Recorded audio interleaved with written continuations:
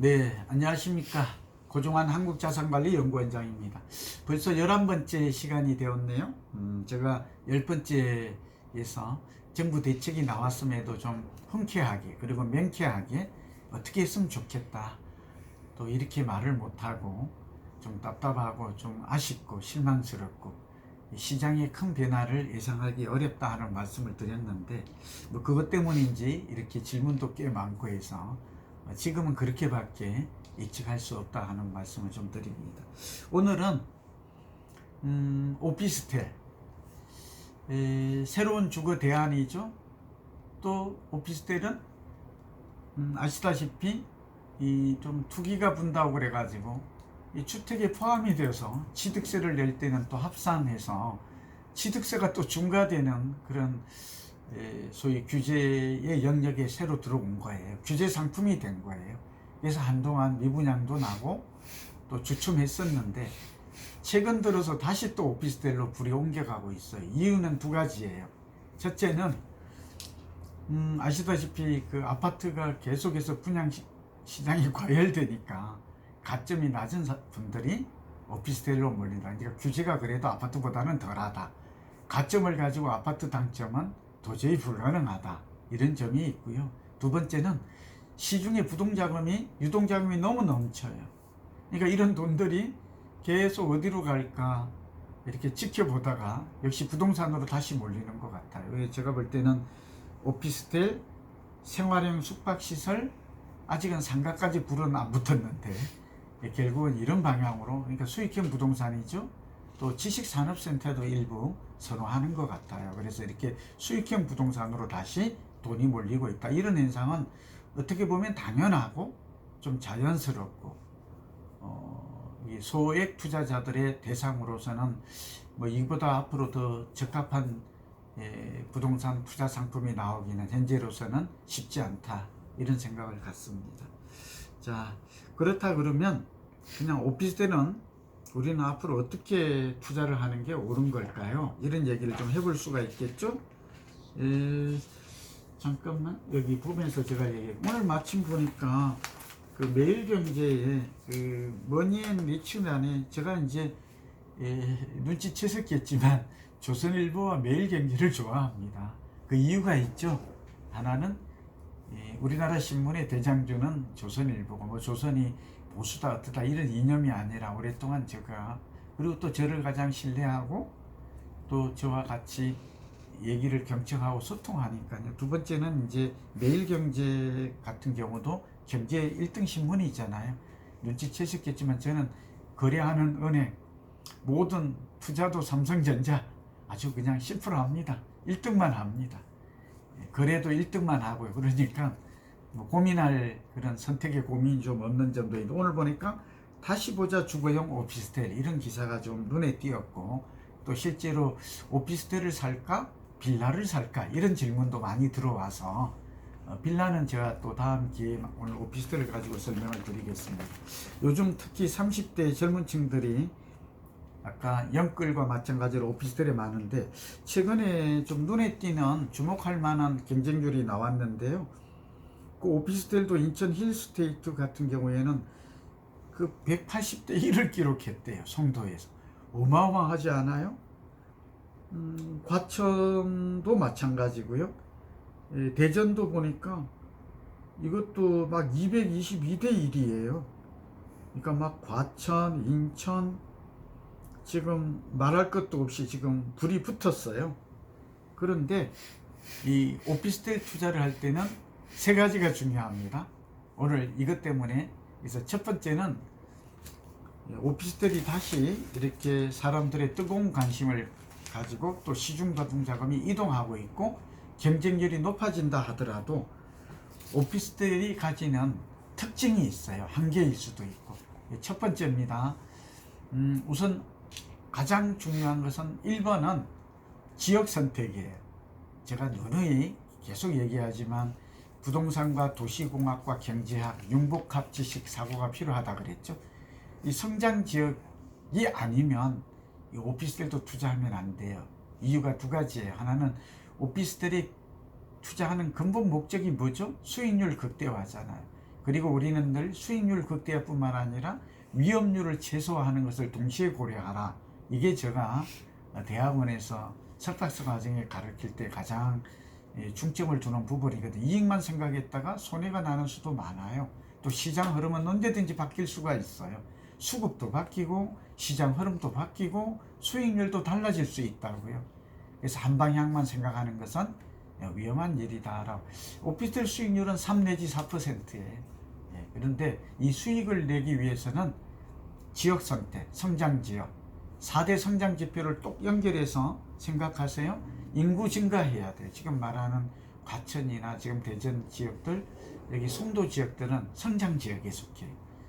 그러니까 인구 증가, 소득 증가, 인프라, 교통이나 산업이나 상업이나 문화 인프라가 계속해서 나아지는 곳이어야 돼요. 그리고 중요한 게 여기에 미래 가치의 변화라고 그래서 이런 지역들이 도시계획이나 국토계획이나 지역개발계획이 큰 곳들을 가는 게 좋아요. 그래서 좀 이렇게 말하면 계속해서 같은 얘기를 반복하는 것은 중요하기 때문이고, 여러분에게 학습 효과를 기대하는 것이고, 장기 기억하라, 이것 때문에 지금 계속 반복해요. 듣는 분들 이해하시죠? 그래서 가장 좋은 것은 역시 지역은 성장 지역인데, 대표적인 게 서울은 말씀드렸듯이 4대 성장 지역이 있어요. 그리고 7개의 광역 지역 중심이 있다고 그랬죠. 그 12개 이렇게 딱 보고 이 지역에 한해서, 그러니까 선 지역을 선택하고 그 다음에 오피스텔을 투자할까 말까 이걸 고민하는 게 순서적으로 맞다라는 말씀을 드려요. 두 번째는 여러분은 이제 좀 눈치채셨겠지만 오피스텔도 브랜드 파워가 좀 중요해져요. 그러니까 이왕이면 규모가 많고 규모가 크죠. 그러니까 호실이 크고 여기에 상업시설도 잘 되어 있고 편리성이죠. 주거용 오피스텔을 지금 얘기하고 있는 것입니다. 그리고 이왕이면 브랜드 가치까지 있는 것들이 프리미엄이 붙을 수가 있어요. 그러니까 경쟁률이 높다라는 것은 모두가 다 그런 것은 아닙니다만 인기가 있다라는 것이죠. 그리고 공급 과잉인가 아닌가 이것도 좀 따져보세요. 그래서 다시 또 예의가 이어가겠습니다만, 저는 신규 오피스텔이 좋아요. 그러나 제가 말한 서울의 4개 도심권이 있죠. 어디죠? 광화문을 중심으로 한 사대문, 여의도 영등포, 그 다음에 강남, 용산, 이런 지역들은 기존 오피스텔도 좋아요. 사람들은 자꾸 새 오피스텔만 몰리는데 오히려 가격 대비해서 투자 가치, 가투비죠? 이걸 보면 도심에 있는 은근히 오르지 않은, 이게 사람들이 관심을 안 가져서 그래. 다 새 걸로 가죠. 근데 땅값을 보면 알아요. 오피스텔의 대지 지분이 워낙 작잖아요. 한 6, 7평 돼도 한 평에서 한 평 반밖에 안 나오는 거거든요. 근데 그 중에 알짜가 있다니까요.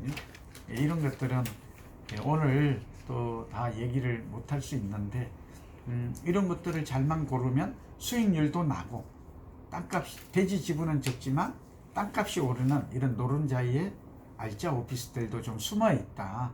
모두가 다 오래된 것들은 감각세 삼각되기 때문에 나쁜 것만은 아니다 하는 얘기를 드려요.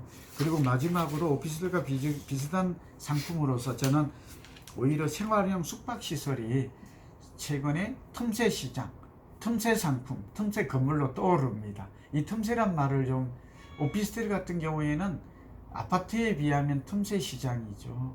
그러나 우리가 이제 전체로 놓고 보면 가장 보편적이고 흔한 상품이에요. 누구나 다 갖고 싶어 하고. 생활형 숙박시설이 무엇인지는 아시죠? 그래서 줄여서 생숙이라고 그러는데요. 최근에 제가 강의를 가보다가 느낀 점인데, 저는 뭐 물건을 팔거나 뭐 이렇게 분양 대행을 하는 사람은 아닙니다. 중개도 안 해요. 이건 잘 아시죠? 오직 연구하고 가르치는 게 저의 본업이고, 저는 저의 하는 일에 충실하려고 합니다. 근데 최근에 재미나는 것은 호텔을 생활형 숙박시설로 이렇게 바꾸어서 리모델링이죠. 정부가 호텔을 원룸으로 바꾸어서 임대주택으로 공급하겠다. 같은 발상이에요. 지금 뿌리가 같아요. 근데 이 도심에 이런 곳들이 제가 좀 투자 매력도가 높다고 할까요? 좀 가격 대비해서 임대 수익이 아까 3, 4% 날만한 곳들을 좀 접하게 되었어요. 그래서 오늘은 그 상품이 뭐다. 저희 고종환의 TV는 절대 특정 상품을 홍보하지 않습니다. 이렇게 광고가 붙는 거, 우리 유튜브에 광고 붙는 거, 그건 뭐 어떻게 할 수가 없지만, 제가 뭐 특별한 경우 정말 여러분들에게 이런 상품은 광고나 홍보 목적이 아니라 여러분에게 진짜 이익이 되는 것들은 고종환의 살집 팔집에 들어오면 3초 매물이라고 해서 초특급, 초급매, 초저가 이런 것들만 따로 선별해서 유로 우리가 만부의 회원들에게만 제공하는 코너도 있거든요. 그러니까 그런 것들은 아마 그런 것들 중에서 여러분에게 한번 소개할 기회는 있겠습니다만, 오늘 저는 여의도에 얼마 전에 갔다 왔다가 제가 보면서 저도 한번 관심을 가져도 되겠다, 이렇게 눈길이 가는 곳이 있습니다. 그래서 그러니까 생활형 숙박시설이 있는데, 뭐 그런 것들을 한번 여러분들에게 오피스텔만 고집하거나 이렇게 보지 마시고, 이런 것들도 좀 새로운 상품으로, 투자의 대상으로 관심을 가져다 좋겠다 싶습니다. 그래서 어떻게 하면 될까요? 제가 특정 상품을 오늘 설명하는 것은 좀 적절치가 않아요. 그래서 여러분에게 아직은 많은 분들이 지금 하고 있기 때문에 저희 회사에 전화번호를 내보낼게요. 02-508-4421. 우리 최호성 팀장이 담당이거든요. 전화하시면 친절하게 안내를 할 것입니다. 그래서 관심 있는 분들은 전화를 주셔도 좋겠다 하는 말. 오늘은 오피스텔 고르는 비법 3가지. 성장 지역에 선택하라. 그리고 오피스텔도 새 오피스텔 뿐만 아니라 옥석 구분이 필요하다. 오래된 오피스텔 중에서도 도심권에 잘만 고르면 보물이 흙속에 진주가 있다. 보물을 찾을 수 있다. 3번째, 그 대안으로 생활형 숙박시설이라든지 지식산업센터, 또 도시형 생활주택, 이런 것들도 잘만 고르면 우리가 훌륭한 투자의 대안이 될 수 있다 하는 말씀으로 결론을 맺습니다. 여러분 도움이 되셨으면 좋겠습니다. 또 다음 시간을 기대하고요. 많이 구독해 주시고 좋아요 눌러 주세요. 감사합니다. 건강하시고 행복하십시오.